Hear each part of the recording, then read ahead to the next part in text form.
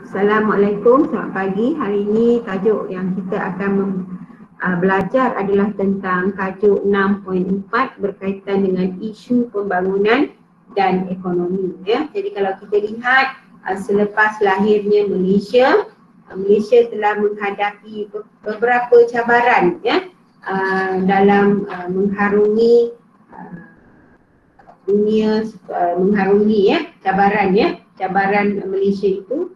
Pertama adalah cabaran untuk membangunkan ya sosioekonomi Sabah dan Sarawak.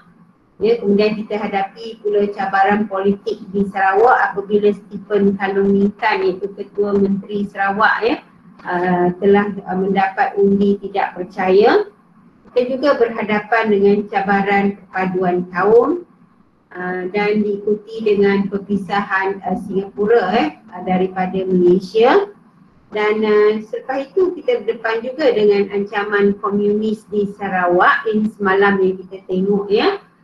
Kemudian kita juga melihat adanya ancaman komunis secara terbuka apabila mereka melakukan pembunuhan terhadap anggota keselamatan dan juga orang awam. Lebih hebat lagi apabila mereka mengambil keputusan mengebom tubuh negara ya. Jadi hari ini kita akan melihat pula tentang pembangunan ekonomi. Jangan tidur pula ya sebab tajuk ni tajuk ekonomi ya. Okey, kita share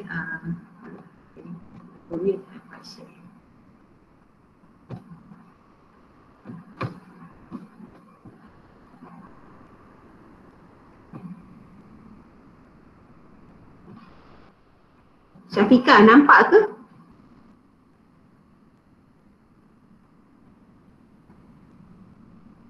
Syafiqah, nampak ke sharing tu?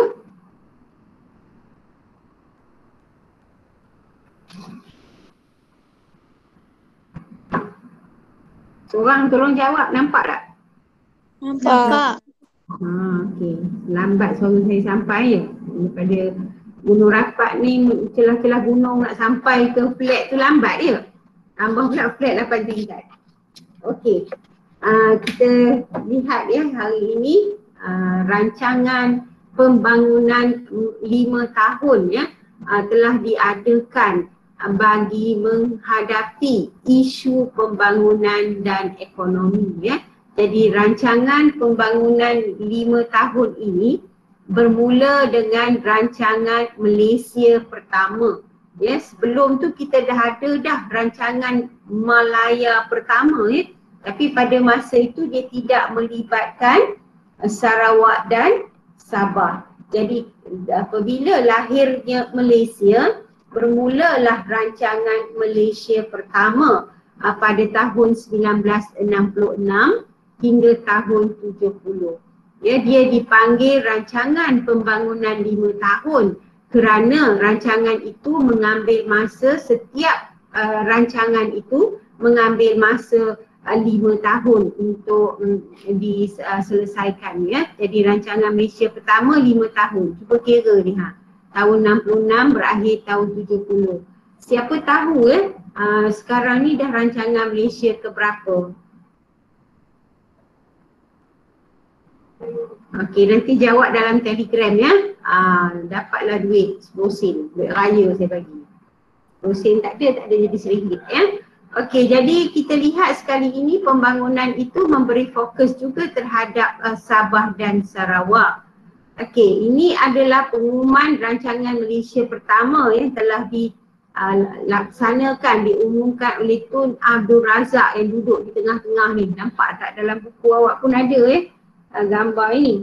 Okey, jadi di sini beliau telah membuat pengumuman dalam satu persidangan akhbar di Bilik Gerakan Pembangunan Negara. Sehubungan dengan pengumuman itu juga kita lihat stem kenang-kenangan juga telah dihasilkan ya. Stem kenangan Malaysia berkaitan dengan rancangan pembangunan 1966 hingga 1970. Siapa di antara kamu yang mempunyai hobi mengumpul stem? Ada tak antara kamu yang ada hobi? Tapi sekarang dah tak susah nak cari stamp kan, tak ada orang boleh buat dah sekarang ni. Ya, semua orang menghantar WhatsApp lebih cepat lagi. Ya, dulu-dulu masa saya sekolah dulu memang ada lah hobi ni mengumpul stamp. Nanti kalau saya berkesempatan saya akan tunjukkan album stamp saya tapi nak kena cari di atas tu, lambat.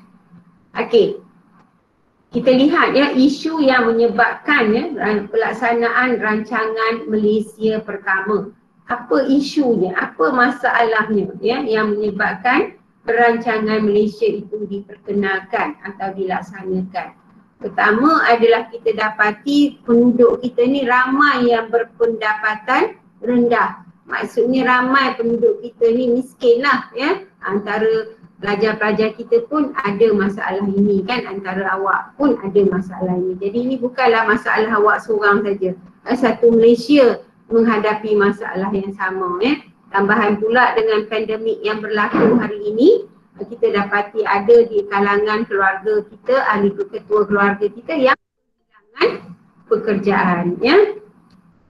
Ada orang ketuk pintu tu nak kena bagi dia masuk. Siapa itu? Dah hilang.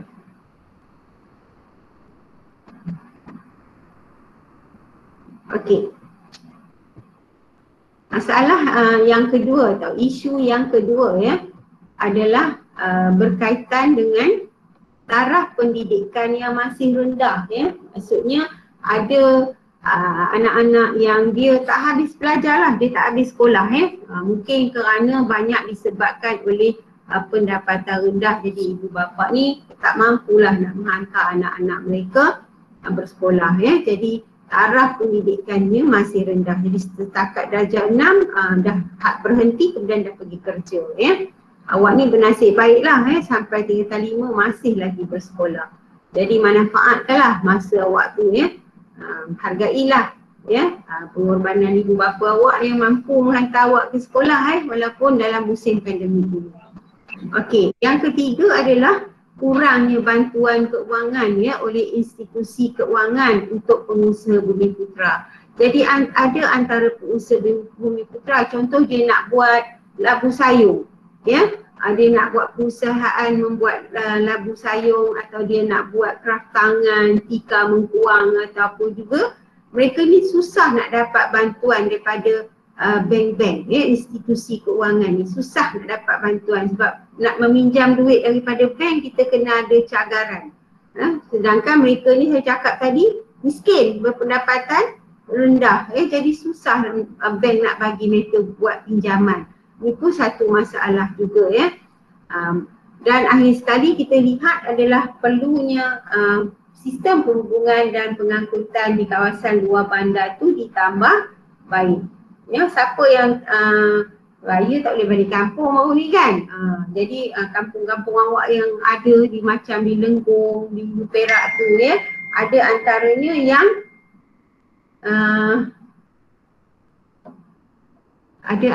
yang apa orang kata tak ada jalan pengangkutan yang baik ya. Jalan betar tu tak ada ya, dia masih lagi gunakan jalan tanah merah misalnya ya. Jadi itu pun satu isu juga jadi ada 4 perkara lah atau masalah mengapa rancangan Malaysia ni diperkenalkan. Satu ialah rakyat kita masih miskin ya, kemudian taraf hidup rakyat masih rendah, dia nak dapat bantuan bank pun susah ya, dan akhirnya sistem pengangkutan dan perhubungan kita masih lagi perlu dibaiki ya.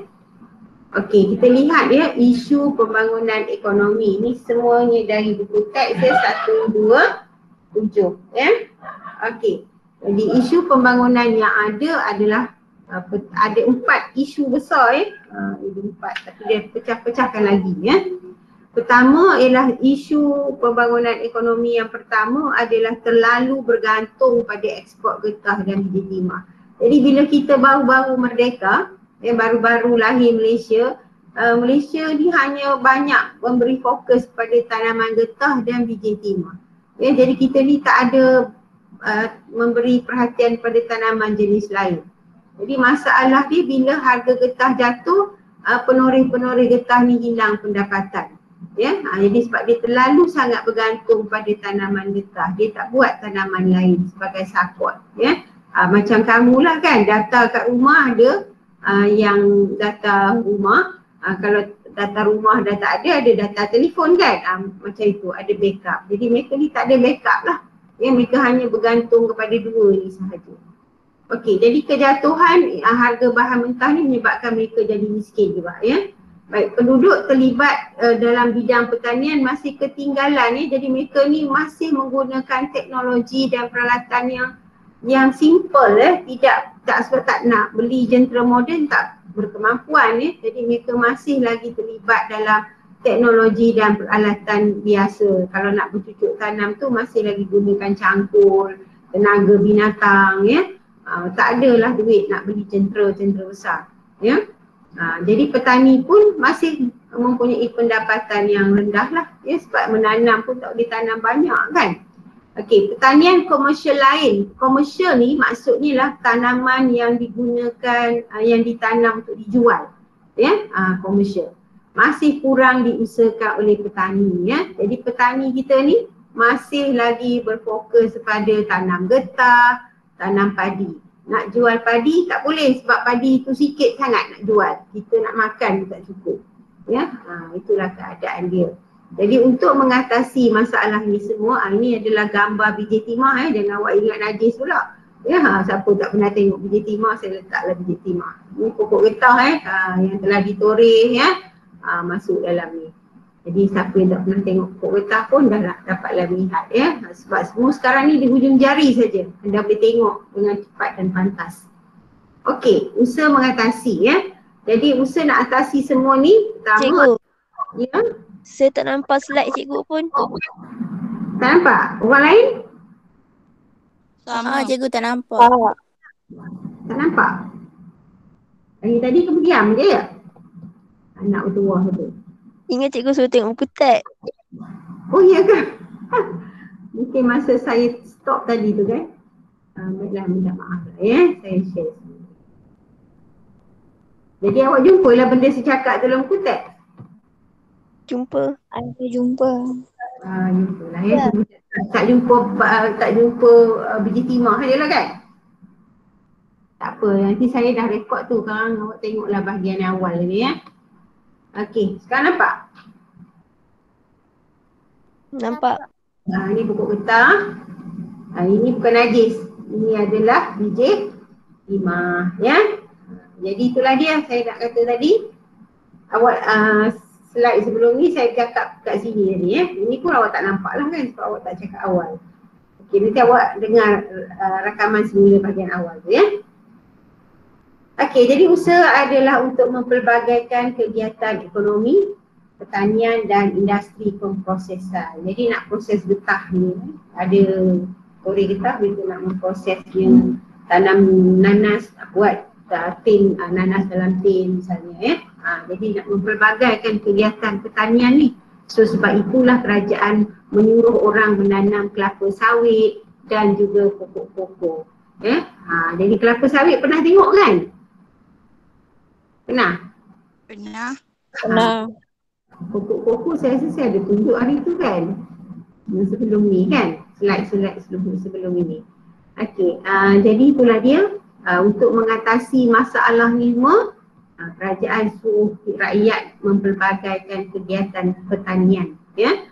Kemudian mencari pasaran baru bagi getah dan biji timah lah ya. Cari pasaran baru. Dulu kita hanya bergantung pada Britain sebab Britain yang datang ke negara kita, British ya, yang datang dan membawa balik biji timah dan getah. Jadi kita kena cari orang lain pula untuk beli barangan kita. Okey. Kita juga mempelbagaikan komoditi negara. Komoditi ni maksudnya barangan lah ya, tanaman lain. Ini yang dikatakan tadi ya, kalau dulu kita tanam getah aja, sekarang kita tanam kelapa sawit, tanam pokok. Kalau dulu lombong biji timah aja, sekarang nak lombong apa? Cuba bagi pendapat sikit. Dulu lombong biji timah, sekarang lombong apa? Lombong orang. Baik, lombong apa? Dulu lombong biji timah. Sekarang nak lombong apa?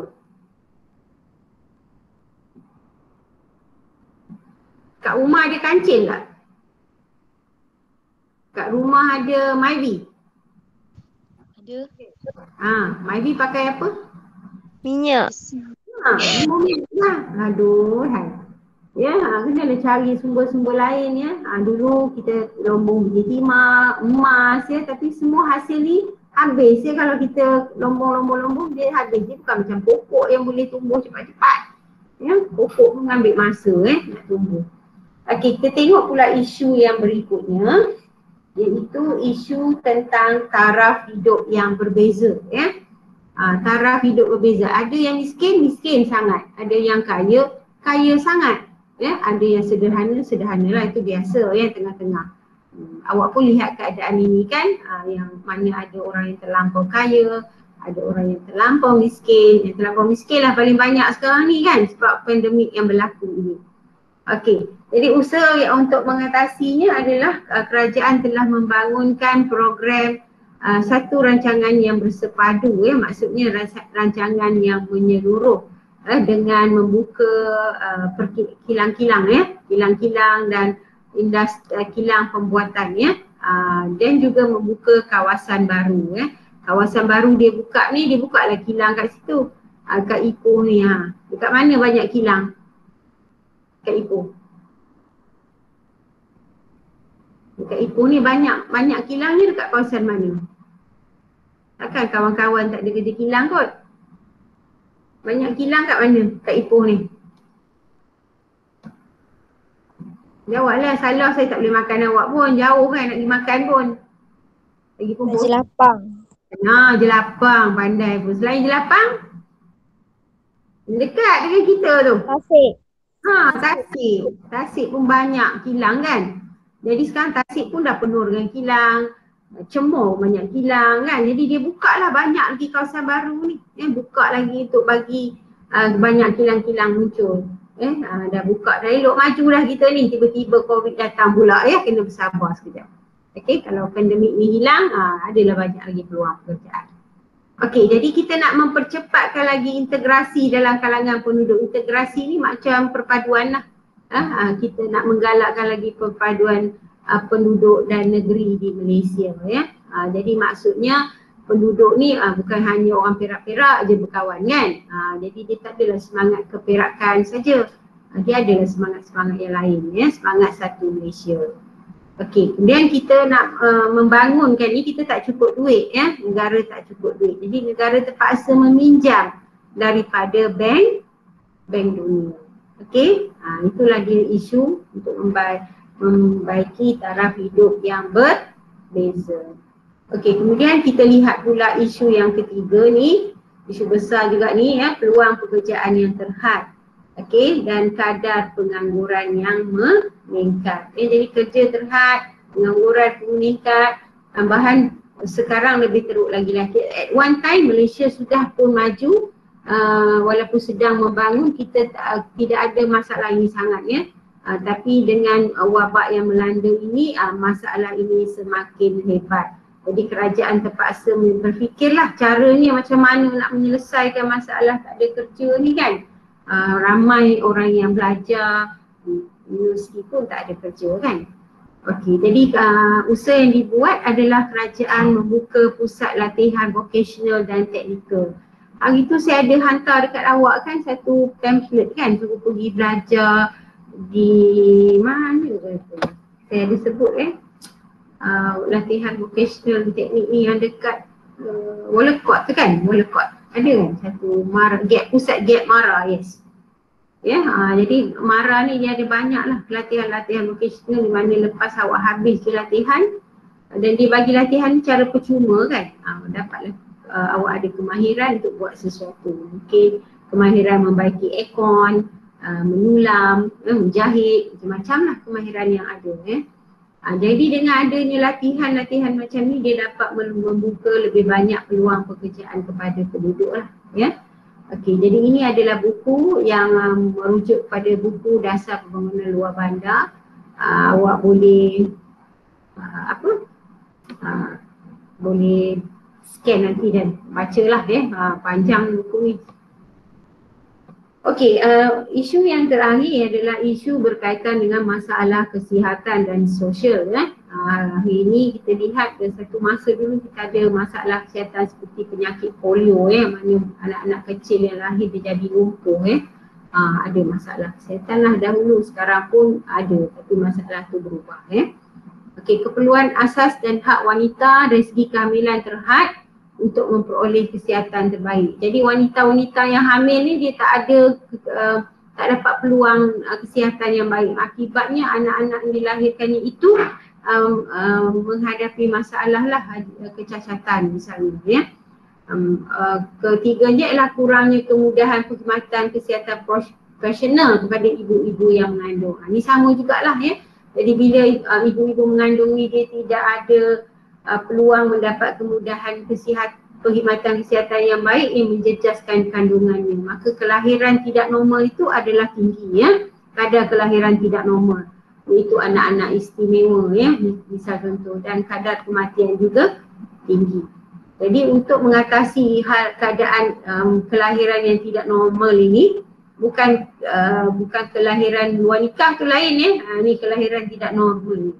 Okey, jadi mengurangkan kadar kelahiran mengurang maknanya merancang keluarga lah. Maknanya kalau keluarga tu dah ada 8-10 anak, tak usahlah lagi mengandung sebab ia akan menjejaskan anak yang seterusnya. Kemungkinan anak itu dilahirkan tidak normal kerana ibu-ibu mengandung ni dia tak cukup zat khasiat makanan pun juga Okey, jadi memperkenalkan program perancang keluarga lah. Ni yang saya cakap tadi, nak menghadkan kadar kelahirannya. Ada keluarga tu banyak sangat anak.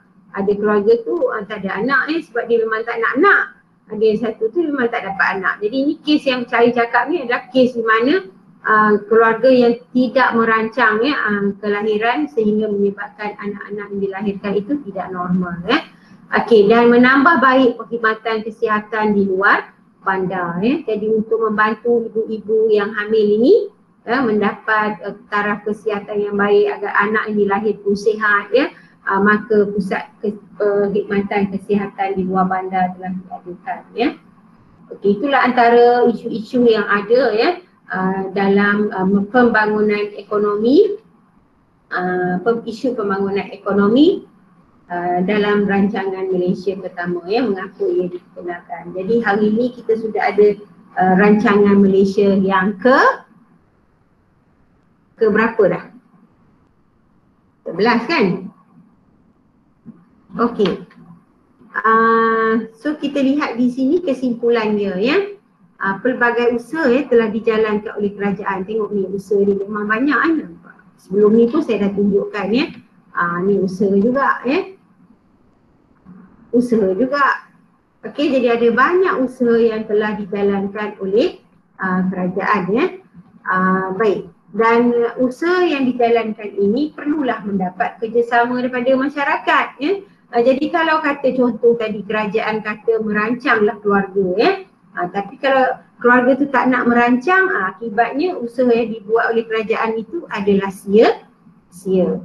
Contoh kerajaan kata tadi mempelbagaikan hasil tanaman. Janganlah asyik tanam getah je. Tapi kalau rakyat tu degil, dia tak nak tanam pokok, tak nak tanam kelapa sawit, maka usaha kerajaan itu adalah sia-sia. Jadi orang kata tepuk sebelah tangan tidak akan berbunyi Rakyat dan kerajaan ini mestilah sama-sama berganding bahu untuk membaiki masalah ekonomi ada Jadi kepimpinan dan kerjasama ahli masyarakat ni dapat membantulah mencapai matlamat itu yang saya kata tadi. Usaha kerajaan buat tapi kerjasama kena adalah daripada ahli masyarakat Negara juga perlu sentiasa aman dan makmur Jadi kalau kita nakkan pembangunan ini berterusan, kita sebagai rakyat ni perlulah nak menjaga kestabilan politik Janganlah sikit-sikit hentam kerajaan kemudian nak mendemonstrasi lah nak lawan kerajaan, piket sana, rapat umum sana, rapat umum sini, semua kerajaan buat tak betul kan. Jadi macam manalah kerajaan nak membantu Jadi di sini kita lihat negara perlu aman. Selagi negara tak aman, kita tak dapat membangunkan negara. Ya, jadi untuk memastikan negara aman, sekali lagi rakyat tu sangat penting ya mainkan peranan dia untuk menjaga kestabilan politik. Ya, kestabilan politik ni penting ya untuk membangunkan negara. Jadi usaha yang kerajaan buat mesti ada kerjasama dari masyarakat. Kerjasama dan usaha ini membuahkan hasil yang baik. Dan untuk memastikan kejayaan itu, negara perlulah aman. Ya, perlu ada kestabilan politik. Janganlah macam apa yang berlaku beberapa bulan yang lepas ya, kerajaan bertukar daripada kerajaan Barisan Nasional bertukar Pakatan Harapan, bertukar pula Muafakat Nasional. Jadi dia tak stabil macam tu. Ya, maknanya macam mana kerajaan boleh beri fokus kepada membangunkan ekonomi negara. Ya, jadi kena adalah kestabilan politik itu untuk memastikan pembangunan dapat dijalankan. Okey, faham ke? Saya je popek-popek ya, awak faham ke tak? Okey, ada soalan? Ada soalan? Tak ada. Mesti tak nak jawab kan? Baik, ada soalan tak? Jadi saya akan beri awak 2 kerja. Satu tu kuizi 5 soalan saja. Lepas tu word wall ada 8 soalan. Dalam masa 20 minit ini saya nak awak selesaikannya. Ya? Tak ada latihan, saya tak bagi pun latihan menyalin di buku. Semalam pun ramai yang tak bagi lagi. Okey. Kita kalau tidak ada soalan kita berhenti di sini ya. Dania, ada soalan Dania? Tak ada. Orang lain? Syaza semalam tak datang hari ini?